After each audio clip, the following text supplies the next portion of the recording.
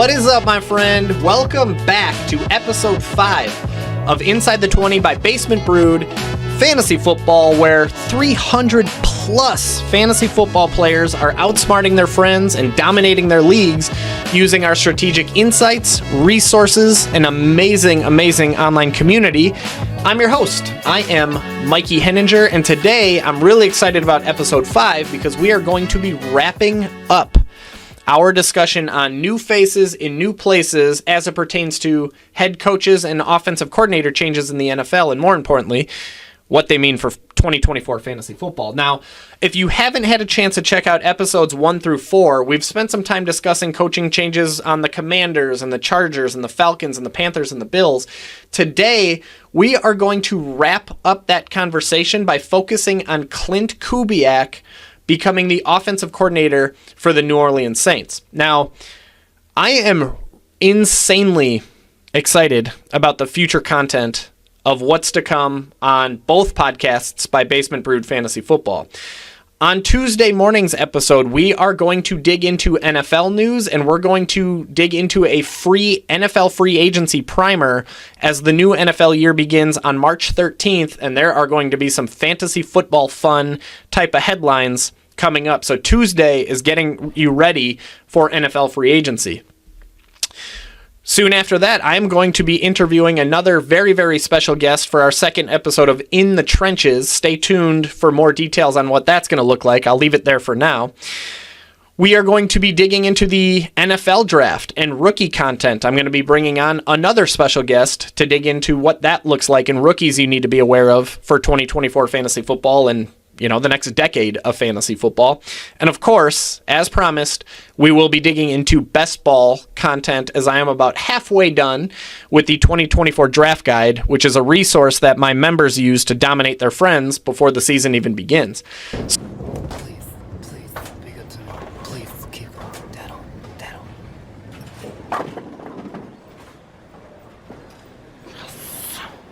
So, take a quick second to pause this episode and subscribe to the YouTube channel to make sure you don't miss out on any of the elite content that is coming down the line in the next few days, weeks, months, years, decades, centuries. Hit that subscribe button. I'll give you a second to pause. Real quick housekeeping before we dive into the goody goods. There are a lot of people that say, it's March. Why would I sign up for a fantasy football subscription in March? It's nowhere near fantasy football season. I totally hear you. As a one-man business who needs to try and find ways to generate revenue during the slow months leading up to August, just so you know, if you are planning on joining basementbroodff.com for the 2024 fantasy football season, I actually recommend doing it in March because I build early bird pricing into every single month leading up to the season. Meaning, if you sign up in March, if you join basementbroodff.com in March, you're going to be paying less than if you did it in April. And you'd be doing it less than if you paid in May, June, July, August. Point is, there's literally no reason to wait for fantasy football season, while there's quite literally an incentive for you to join now, so you're paying less now than you would be later. All right, that's it for housekeeping. Let's break this huddle and get into the good stuff. Ready? Break! That was so corny, and I know it, and I don't care because I love it. All right, let's get into the good stuff. So here we go. The New Orleans Saints hired Klint Kubiak, 37 years old. He's going to be their new offensive coordinator and offensive play caller. Yes, he is the son of Gary Kubiak, who spent 23 years in the NFL, both as an offensive coordinator and as an NFL head coach, most notably with the Denver Broncos and the Houston Texans, but also spent some time with the Baltimore Ravens and the Minnesota Vikings. Speaking of those years with the Minnesota Vikings, Klint Kubiak, today's focus of study, he spent the first 5 years of his NFL coaching career in quality control roles and assistant roles with both the Minnesota Vikings and the Denver Broncos between the years 2013 and 2018. Now, if you missed it in previous episodes, I asked Lane Taylor, former lineman for the Green Bay Packers, what exactly does a quality control coordinator, a quality control coach do in the NFL? And he basically told me that it's very much a learning role for a new coach, a young coach in the NFL who's getting their feet wet with coaching in the NFL and trying to learn the ropes a little bit. So we're going to skip those years for today's episode because they weren't particularly instrumental in play calling or player development, but we are going to focus in the years following 2018, specifically what Klint Kubiak has done on his resume and what it means for fantasy football moving forward. So we'll start the study with 2019 and 2020, which is when Klint Kubiak got his first stint, quote-unquote, running a department, for lack of a better term, in the NFL. This is when he was the quarterback coach for the Minnesota Vikings, working directly with Kirk Cousins, who, hint, hint, is a huge topic of conversation for Tuesday morning's episode. Oh yeah, it's already planned. It's already ready to go, and I can't wait to talk about it. But stay on task here. We're talking Klint Kubiak, New Orleans Saints, 2019, 2020, quarterbacks coach, Minnesota Vikings. Those 2 years were kind of night and day in terms of how Kirk Cousins himself performed, which is our direct measure of study when considering what Klint Kubiak did as the quarterbacks coach. So in 2019, Kirk Cousins was fantasy's QB 15. Not bad, solid QB 2, but he did have the lowest yardage output of his career as a full-time starter in the NFL. He had just over 3,600 yards, and it was the second lowest touchdown passes of Kirk Cousins' career with 26, which obviously isn't too bad. Again, QB 15 is a higher end QB 2, not bad at all. But then in 2020, Kirk Cousins took a step forward under Klint Kubiak as the quarterbacks coach for the Vikings, and we saw the fourth most passing yards of Kirk Cousins' career with over 4,200, and we saw the most touchdowns to date of Kirk Cousins' career when he threw 35 touchdown passes and finished as QB 11 in 2020 fantasy football. Low-end QB1 performance, certainly something we'd be happy to take. Moving into 2021, Kubiak was promoted. He was given the keys to the entire offense as the team's offensive coordinator and offensive play caller under head coach Mike Zimmer for the Minnesota Vikings. Now, the team itself, the offense itself, I should say, was pretty mediocre from a raw numbers standpoint. From a macro level, look at how the team performed standpoint. They were mediocre. They were 14th in scoring and 12th in offensive yards, so slightly above average there.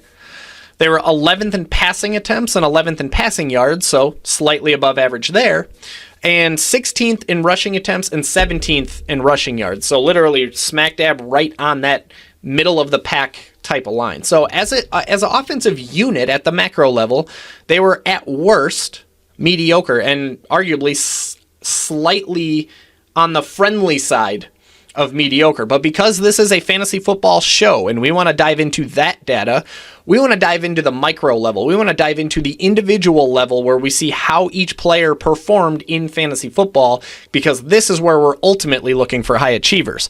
Speaking of which, if you want to be the ultimate high achiever and make the absolute most out of this one life that you're given, then you need to get in touch with Paul Conley from High Achievers.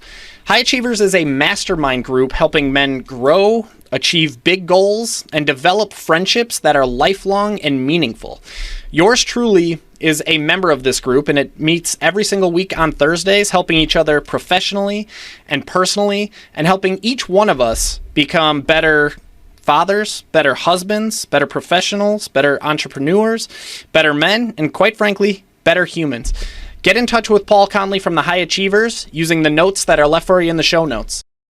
All right, so in that slightly above average 2021, where Klint Kubiak was the offensive coordinator for the Minnesota Vikings, we start with Kirk Cousins, who was the QB 11 in fantasy football that year. He had the fifth most yards of his career, the second most touchdown passes of his career, and he averaged 18.8 fantasy points per game, certainly usable in fantasy football. Then you have Dalvin Cook, who was the clear-cut RB1 for the Minnesota Vikings. He finished as fantasy's RB11 in PPR points per game. Most notably and most exciting for fantasy football purposes, Dalvin Cook averaged 21.77 touches per game, which, if you've been paying attention to previous episodes, that is a goldmine in fantasy football. You rarely see running backs getting that kind of usage anymore in this day and age. So Dalvin had 21 plus touches per game, 106 plus yards, scrimmage yards per game, and he averaged 15.9 PPR points per game, finishing his fantasies RB11.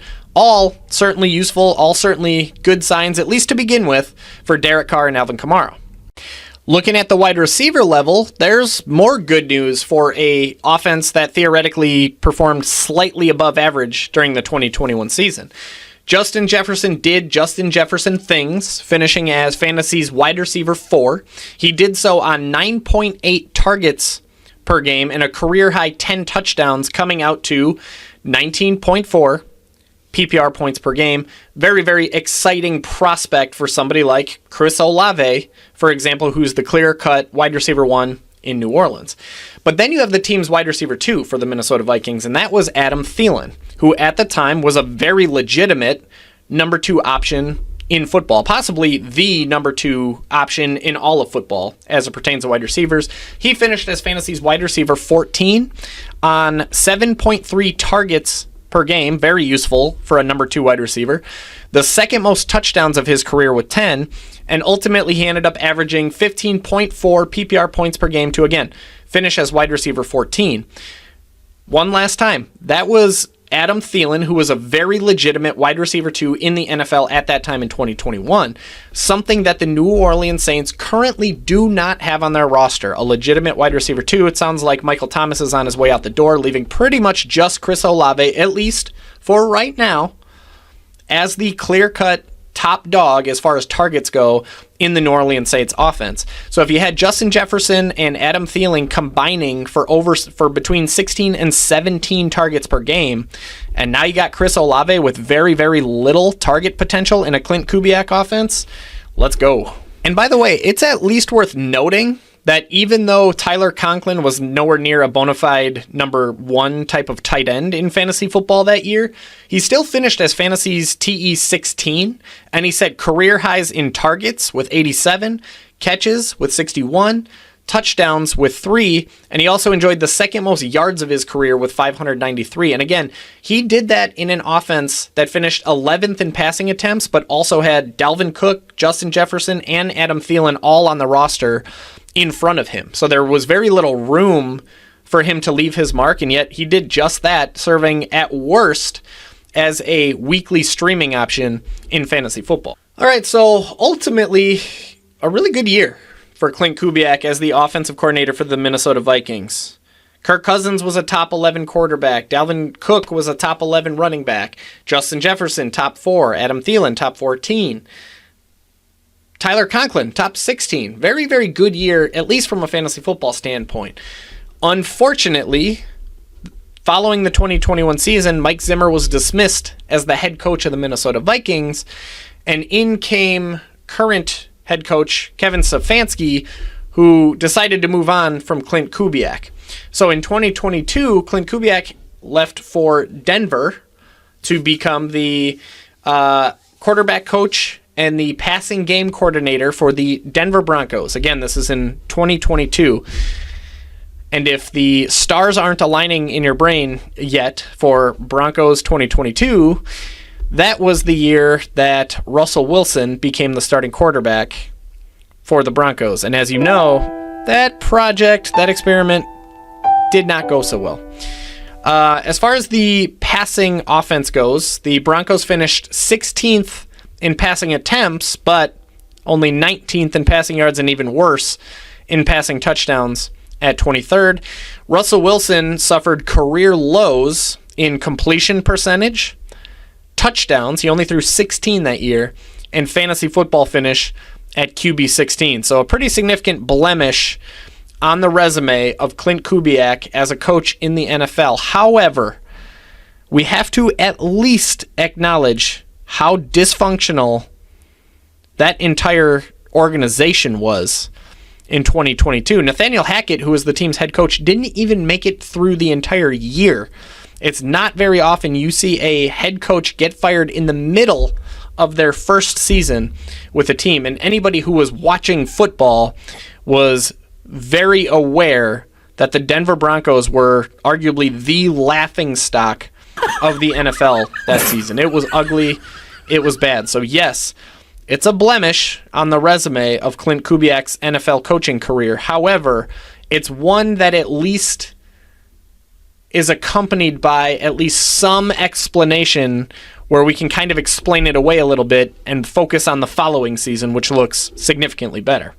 2023, Klint Kubiak becomes the passing game coordinator for the San Francisco 49ers, and this is where things get really exciting when looking at Kubiak's resume. Yes, this is Kyle Shanahan's offense, but Kubiak was in charge of the passing game. His role was being the coach of the passing game. He was a passing game coordinator.